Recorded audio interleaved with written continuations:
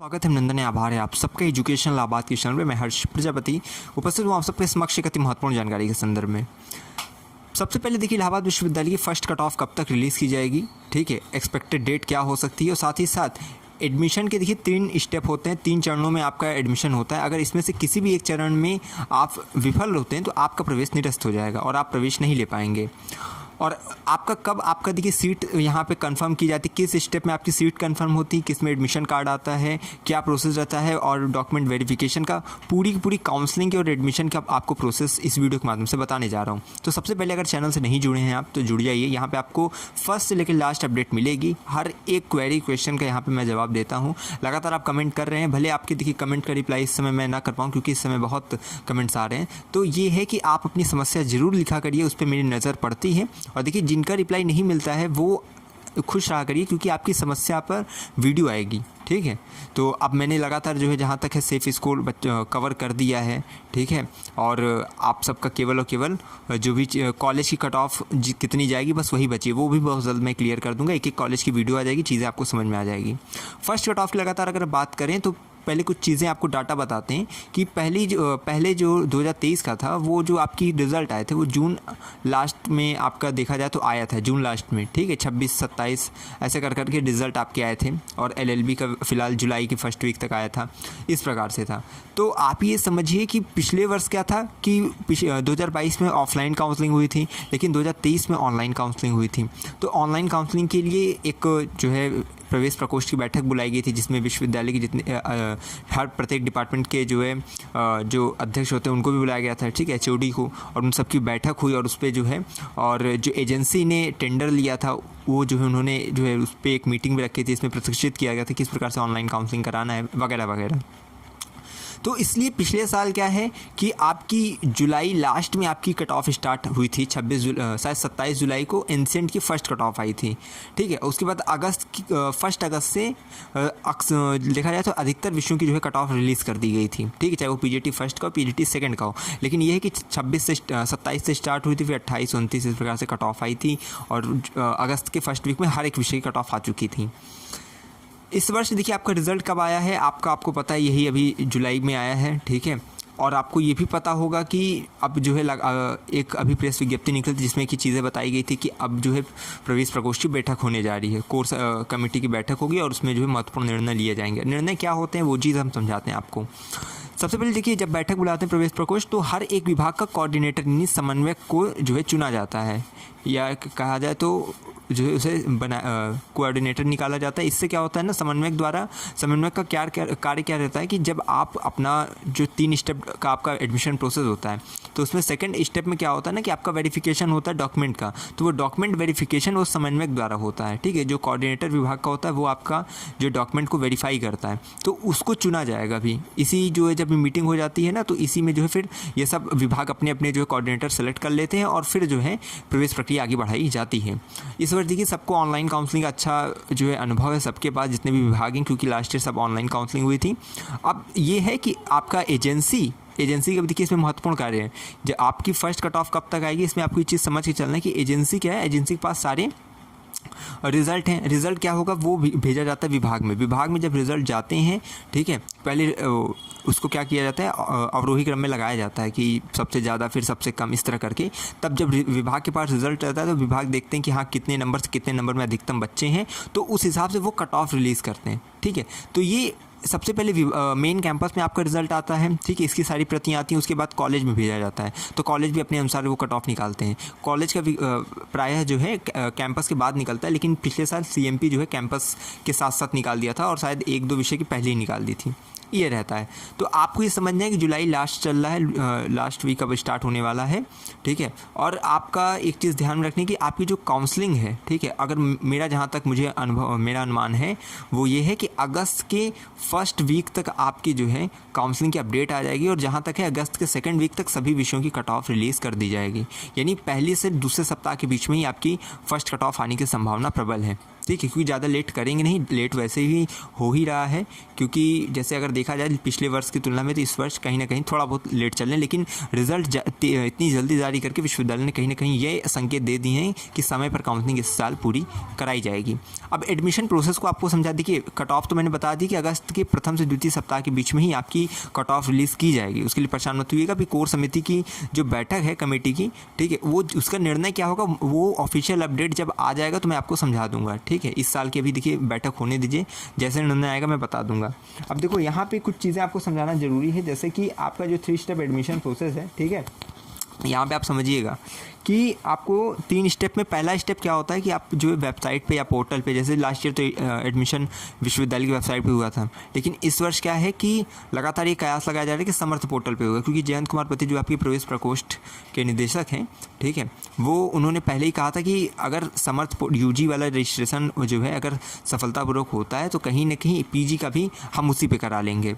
तो ये तो अभी कहते नहीं अब तब की बात है, अगर मगर की बात है। अगर इसकी ऑफिशियल अपडेट ये कोर कमेटी के बाद निकल आएगी, ठीक है, तो आपको ये ध्यान देना है कि कहीं ना कहीं समर्थ पोर्टल पे या विश्वविद्यालय की वेबसाइट पे जहाँ पे भी होगा मैं बता दूंगा। लेकिन स्टेप फर्स्ट क्या है, ध्यान से सुन लीजिएगा। स्टेप फर्स्ट क्या है कि आप सबको रजिस्ट्रेशन करना है, ठीक है, उस पर अपना कर लेना रजिस्ट्रेशन। उसके बाद रजिस्ट्रेशन ही आप सबके एडमिशन की गारंटी नहीं लेता है, ठीक है।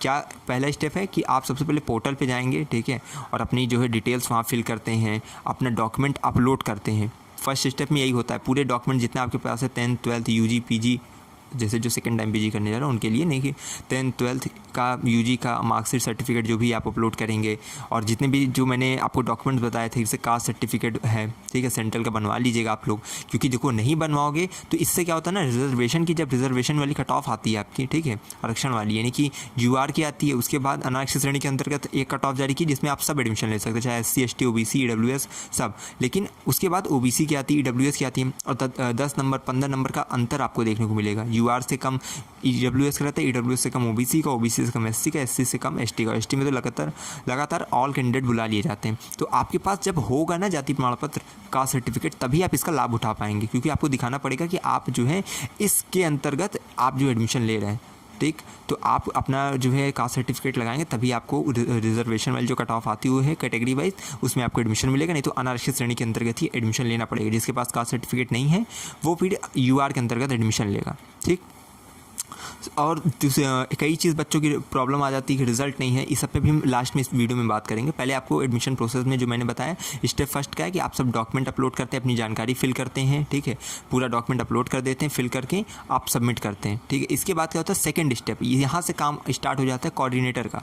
यहाँ जो समन्वयक होते हैं डिपार्टमेंट के, प्रत्येक डिपार्टमेंट के, वो आपके जो डॉक्यूमेंट आपने उसमें फिल किया है दिया है वो सब वेरीफाई करते हैं। हमेशा याद रखिएगा जब आपने आज मान लीजिए डॉक्यूमेंट वहाँ सबमिट कर दिया है, ठीक, अपने वेबसाइट पे, तो ये नहीं है कि आपका नाम पहले ही जज जाएगा, वहाँ अवरोही क्रम में जजता है, ठीक है। जो वेरिफिकेशन होता है वो अवरोही क्रम क्या है कि सबसे पहले क्या है कि ज़्यादा नंबर वालों का, फिर कम नंबर वालों का, फिर उससे कम नंबर वालों का, ठीक है। यानी कि पहले जिसका ज़्यादा नंबर रहेगा उसको प्राथमिकता दी जाएगी। तो अब मान लीजिए आपका कम नंबर में जो आपका जैसे बोला गया 180 प्लस कट ऑफ गई और आपका नंबर जो है 180 या 180 से अधिक बुलाया गया तो आप 180 नंबर पे हैं, तो आप मान के चलिए आपका वेरिफिकेशन थोड़ा देर में होगा, लेकिन होगा ज़रूर, ठीक है। अगर आपने चीज़ें अगर सही भरी तो भी वो पास होगा, नहीं की है तो वो चीज़ बता दिया जाता है कि हाँ देखो ये मिस्टेक है, इसको जो है ठीक कर लीजिए, ठीक। तो ये चीज़ें हो जाती हैं। तो यहाँ से क्या डॉक्यूमेंट वेरिफिकेशन आपका सेकेंड स्टेप में हो जाता है, और आप जब वेरिफिकेशन हो गया आपको एक मैसेज चला जाएगा, ठीक है, कि आपका वेरिफिकेशन हो गया, या आप वेबसाइट पे चेक करेंगे, ठीक है। आप अपना अगले दिन लॉगिन करके जो आपको डेट रहती है, जैसे 2 दिन का मेन कैंपस का रहता है, कितने से इतने डेट में होता है, उसके बाद अपना जो है डेट जब चेक करेंगे, अगर उसमें वेरिफिकेशन सक्सेसफुल दिखा रहा है तो आपकी सीट कन्फर्म हो गई, ठीक। अब आपको फ़ीस पेमेंट करना है। फ़ीस पेमेंट कैसे करना है, फिर उसी पे जाकर जो कोर्स का आपका फ़ीस रहे, मान लीजिए जो अगर MA के बच्चे तो MA वाली फ़ीस। अब देखिए फ़ीस आपको नहीं पता है कि आपकी फ़ीस कितनी लगेगी, तो बिल्कुल परेशान नहीं होना। हर एक विषय की मैंने फ़ीस की एक वीडियो बना दी, आई बटन पे लिंक आपको मिल रही होगी कहीं ना कहीं। देखो जितनी वीडियोज़ की लिंक लगा दिया करें, देखा जरूर करिए। अब उस फीस की वीडियो को देखोगे तो आपको प्रत्येक, चाहे LLB LLM, ठीक है, यहाँ चाहे MA MSc MCom तो सब चीज़ों की फ़ीस मैंने बता दी है, जाकर देख लेना। और उस फीस को आपको सबमिट करनी रहेगी। जब आप फ़ीस सबमिट कर देते हैं तो पूर्णतः आपका एडमिशन हो जाता है। थोड़े समय में आपका एडमिशन कार्ड जनरेट हो जाता है। अब एडमिशन कार्ड जब जनरेट हो जाता है तो कुछ दिन बाद आप सबके डिपार्टमेंट से एक प्रेस विज्ञप्ति जारी होने लगती है। जो आपने नंबर दिया है अपने फॉर्म में, उसमें आपको कहीं ना कहीं व्हाट्सएप में जो है मैसेज भी जाने लगते हैं कि आप जो है आपको डिपार्टमेंट आना है। और नहीं जाते हैं तो प्रेस विज्ञप्ति जारी की जाती है, जो कि मैं चैनल के माध्यम से आपको वैसे भी सूचित करूँगा। अब जब आपका डॉक्यूमेंट वेरिफिकेशन के लिए फिजिकल डॉक्यूमेंट वेरिफिकेशन होता है, यहाँ आपको अपने डिपार्टमेंट जाना रहता है। मेन कैंपस वाले ध्यान से सुनेंगे, डिपार्टमेंट जाना रहेगा। अपने जितने भी डॉक्यूमेंट्स आपने वहाँ पे लगाए काउंसलिंग के टाइम पे, उसको उसकी मूल प्रति लेकर जाना है, वहाँ पे देना है, ठीक है। और वहाँ वेरिफिकेशन हो जाएगा।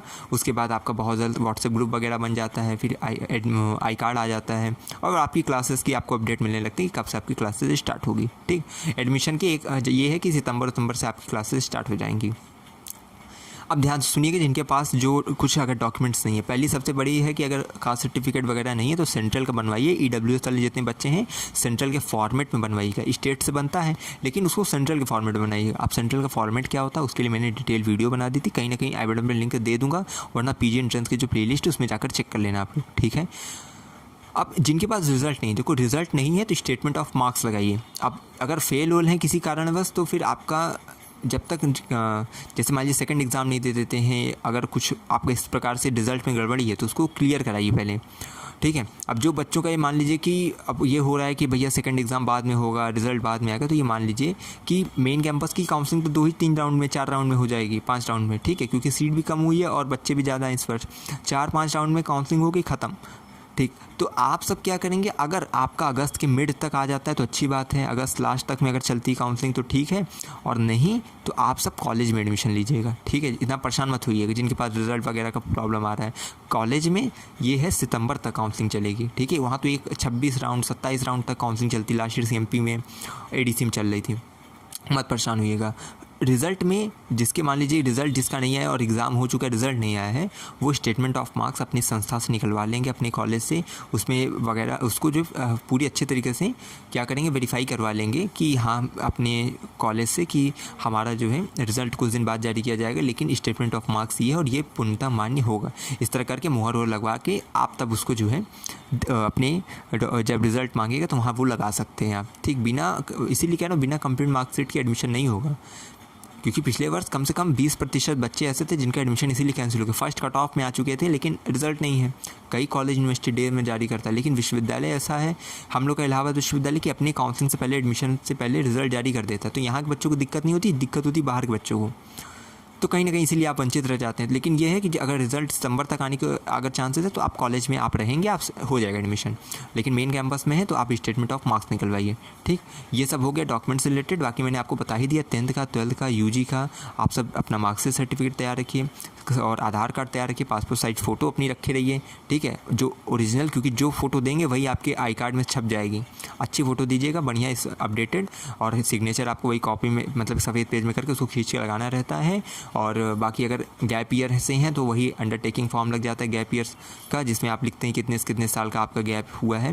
बाकी अगर TC माइग्रेशन नहीं है तो आप उसके लिए भी अंडरटेकिंग दे सकते हैं और 21 दिन के अंदर उसको जमा कर सकते हैं, ठीक है। TC माइग्रेशन किसको लगेगा किसको नहीं लगेगा इसमें मैंने डिटेल्ड वीडियो बनाई है, ठीक है। डिस्क्रिप्शन में आपको उसकी लिंक मिल जाएगी, देख लेना। TC माइग्रेशन की प्रोविजनल सर्टिफिकेट क्या होता है, किसको TC देना है, किसको माइग्रेशन देना है, तो ये सब चीज़ें मैंने अच्छे से बता दी है। PG एडमिशन के संदर्भ में आप ये मान लीजिए कि इससे बेहतर चैनल कोई नहीं है। जितनी अच्छी जानकारी मैं आपको प्रोवाइड कर दे रहा हूँ वो आपको ढूंढने से भी नहीं मिलने वाला है। इसीलिए कह रहा हूँ चैनल से जुड़िए, अपना प्यार सपोर्ट बनाए रखिए, हर एक काउंसलिंग की हर एक अपडेट आपको मिलती रहेगी। बाकी मैं हमेशा कहता हूँ टेलीग्राम से जुड़े रहिए, लगातार जुड़े रहिए हमारे साथ। हमें विश्वविद्यालय के पास कोई भी खबरों की खास पहुँचाते रहेंगे आपके पास। बहुत बहुत धन्यवाद, बहुत बहुत आभार।